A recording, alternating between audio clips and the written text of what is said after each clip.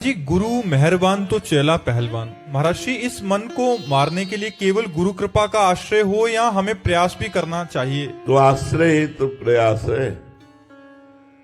आश्रय का मतलब कि आज हम वो चर्चा शुरू की थी कृष्ण मोहिनी जी ने कि गुरु के आश्रय से ही शिष्य को परम पद की प्राप्ति होती है, इसलिए आश्रय पकड़े रहना चाहिए।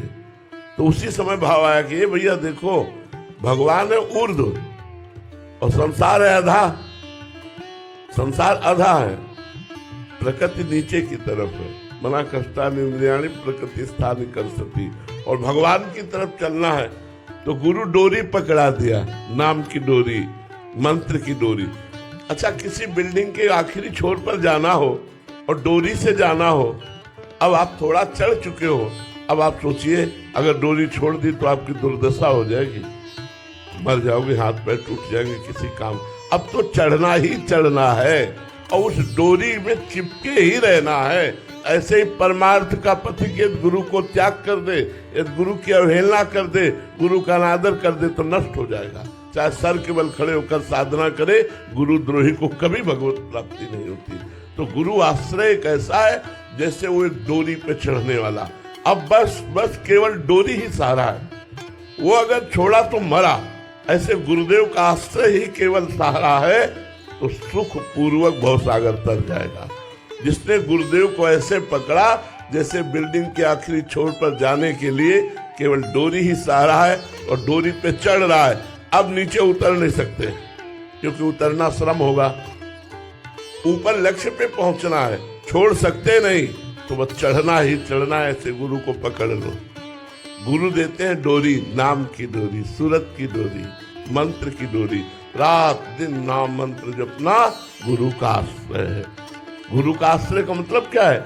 अब आप कहते हो हमारा प्रयास नहीं, हम तो गुरु के भरोसे बैठने वाला आलसी और कायर होता है।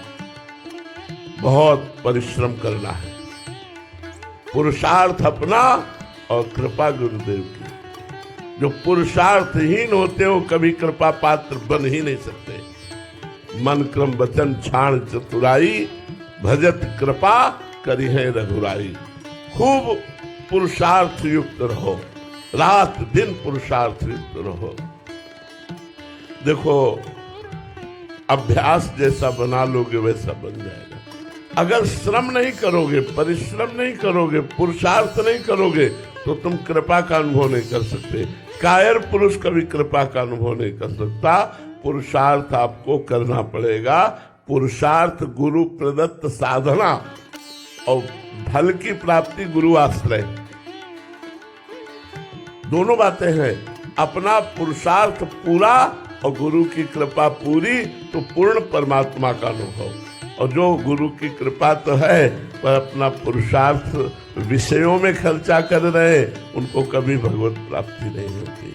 गुरु कृपा है लेकिन मनमानी विषयों का भोग रहे तो पुरुषार्थ विषयों में लग गया, परमार्थ से हीन हो गए तो कहते हम पर गुरु कृपा नहीं। गुरु कृपा सब पर है।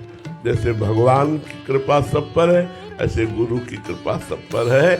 पर जो गुरु की आज्ञा मानकर खूब परिश्रम करता है साधना में, वही कृपा पात्र बनता है, वही कृपा का रसास्वादन कर पाता है।